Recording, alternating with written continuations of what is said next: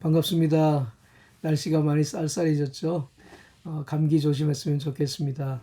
오늘 새벽 만나 여러분들과 같이 나누겠습니다. 오늘은 전도서 7장 11절부터 14절입니다. 지혜는 유혹같이 아름답고 햇빛을 보는 자에게 유익하도다. 지혜도 보호하는 것이 되고 돈도 보호하는 것이 되나 지식이 더욱 아름다움은 지혜는 지혜 얻는 자의 생명을 보존함이니라. 하나님이 행하시는 일을 보라. 하나님이 굽게 하신 것을 누가 능히 곱게 하겠느냐. 형통한 날에는 기뻐하고 곤고한 날에는 생각하라. 하나님이 이 두 가지를 병행하게 하사 사람으로 그 장래 일을 능히 헤아려 알지 못하게 하셨느니라. 아멘. 솔로몬이 자기가 얻은 그 지혜에 대해서 나누고 있습니다. 지혜가 우리에게 유익하다고 하는 것을 이야기하고 있어요. 12절에 보면 지혜도 보호하는 것이 되고 돈도 보호하는 것이 된다 말씀하고 있어요. 보호라고 하는 말은 그늘, 피난처라고 하는 말이에요. 지혜가 우리의 그늘이 되어주고 피난처가 되어준다는 말이에요. 그런데 지혜만 우리에게 그늘이 되어주고 피난처가 되어준다는 말이 아닙니다. 돈도 우리에게 그늘이 되어주고 피난처가 되어줄 수가 있다는 겁니다. 오늘 여러분들은 어떻게 생각하십니까? 돈과 지혜 중에 어느 것이 여러분들을 더 안전하게 보호해 줄 것 같습니까? 솔로몬은 오늘 여기서 본문에서 돈보다도 지혜가 우리를 더 안전하게 보호해 줄 수 있다고 하는 것을 이야기하고 있습니다.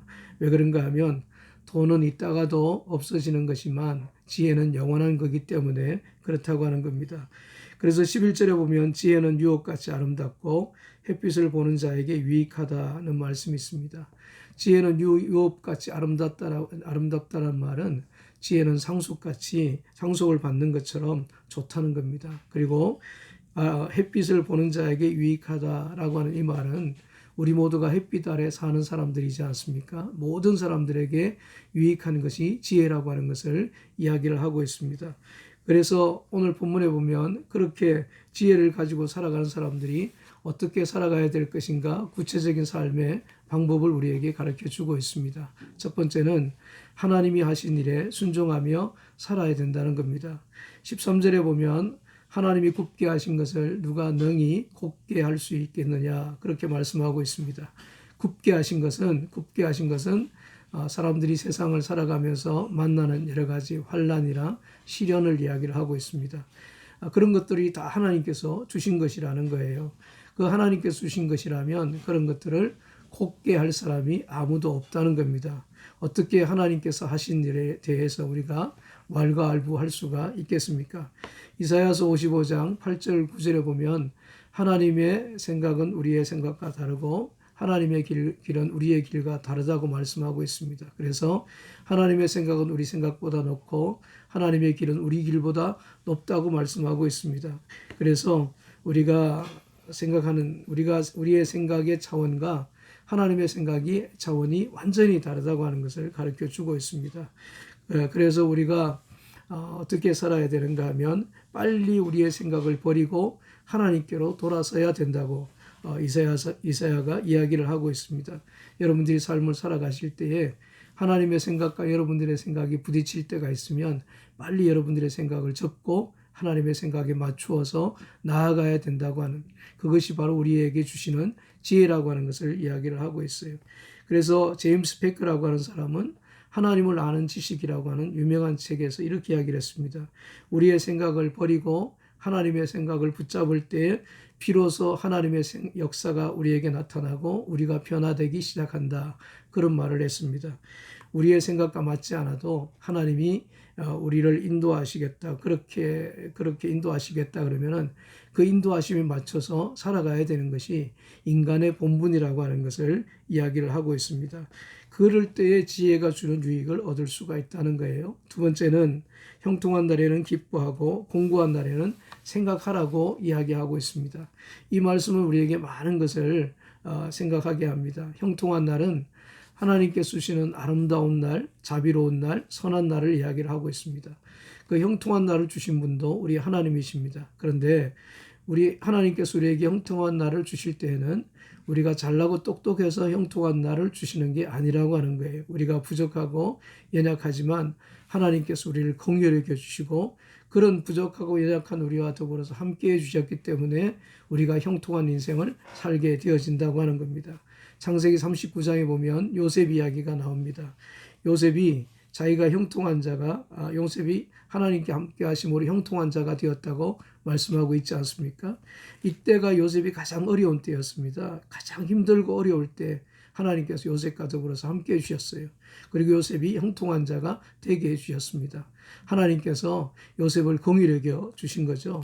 하나님께서 정말 그런 어려울 때에 요셉을 형통하게 하셨다고 하는 것은 요셉에게 아름다운 선물을 주시고 아름다운 축복을 주셨다고 하는 얘기지 않습니까? 하나님께서 오늘 우리도 긍휼히 여겨 주시고 그래서 우리와 더불어 함께 하시면 우리도 형통한 인생을 살아갈 수가 있다고 하는 것을 이야기할 수가 있는 겁니다. 그럴 때에 우리가 겸손하게 살아야 된다는 겁니다. 공고한 날에 생각하라라고 하는 말은 무슨 말인가 하면 공고한 날은 힘든 날, 어려운 날이잖아요.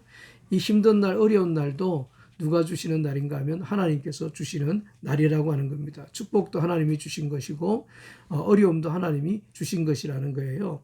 욥이 이걸 알았지 않습니까? 10명의 자녀를 다 잃어버렸습니다. 많은 재산을, 그 많은 재산을 다 빼앗겼습니다. 그리고 나서 욥이 뭐라고 고백합니까? 주신 자도 여호와시오 취하신 자도 여호와시오니 여호와 하나님께서 찬송을 받으실지니이다. 그러면서 하나님을 찬송하지 않습니까? 우리가 욥을 통해서 배워야 되는 믿음이 바로 이 믿음입니다. 좋을 때도 하나님을 찬양하고 어려울 때도 하나님을 찬양하고 건강할 때에도 하나님을 찬양하고 내가 질병에 걸렸을 때에도 하나님을 찬양하는 믿음입니다. 그러니까 어려운 일이 생겼을 때에 우리가 하나님을 생각해야 됩니다. 어려운 일이 생기면 하나님을 생각하면서 그 어려운 일을 믿음으로 생각하십시오. 그리고 두 번째는 어려움은 반드시 끝이 있다고 하는 것을 여러분들이 믿으십시오. 그리고 세 번째는 오직 하나님만 믿기로 결심하고 오직 하나님만 바라보고 앞을 향해서 나아가십시오. 그러면은 어려움은 능히 극복이 될 수가 있습니다. 왜 우리가 그렇게 살아야 되는가 하면 14절에 보면 하나님이 우리로 하여금 장래 일을 능히 헤아리지 못하게 하시기 위하여서 이런 두 가지 일을 허락하셨다는 겁니다. 형통한 날, 곤고한 날, 이 두 가지 일을 하나님께서 허락하셨다고 하는 거예요. 그래야지 우리가 더욱더 겸손하게 살 것 같고 그리고 또 하나님을 의지할 것 같아서 우리에게 내일 일을 알지 못하게 하셨다고 하는 겁니다. 우리가 그렇게 나약하고 연약한 존재라고 하는 것을 깨닫게 하시기 위하여서 그렇게 하셨다고 하는 거예요. 그래서 우리가 그 하나님을 생각하며 겸손하게 살아가면 그 하나님 의지하고 살아가면 그런 지혜가 우리에게 유익이 되어지고 축복이 되어지고 우리가 사는 날 동안 영원한 삶을 살 수 있도록 우리에게 보호가 되어진다고 하는 말입니다. 오늘 묵상할 내용입니다. 첫 번째는 오늘 여러분은 물질과 지혜 중에 어떤 것을 더 의지하고 사셨습니까? 물질을 더 의지하셨다면 왜 물질을 더 의지하셨습니까? 물질이 주는 유익과 지혜가 주는 유익을 한번 여러분들이 비교해 보시고 묵상해 보십시오. 두 번째는 여러분은 어려운 일이 생겼을 때 원망하고 불평하셨습니까? 아니면은 그런 어려움을 주신 하나님의 뜻을 생각하면서 하나님을 더 의지하고 기도하셨습니까? 그런 것들을 생각하시면서 하나님의 주권에 대해서도 한번 묵상해 보시기 바랍니다. 오늘도 이 묵상을 통해서 여러분들에게 하나님이 주시는 지혜가 있기를 원합니다. 기도하시겠습니다. 하나님 감사합니다. 하나님 우리가 물질과 지혜 중에 우리를 참 복되게 하고 우리를 보호해 줄 수 있는 것이지만 성경이 가르쳐주는 지혜는 하나님 지혜를 얻는 것이 가장 소중하다고 우리에게 이야기하고 있습니다. 또한 하나님 우리가 어려울 때 힘들 때 원망하고 불평하지 않도록 도와주시고 이런 어려운 일을 허락하신 그 하나님이 하나님의 뜻 가운데서 우리 인도하실 것이라고 하는 믿음을 가지고 살 수 있도록 도와주시옵소서. 예수님 이름으로 기도합니다. 아멘.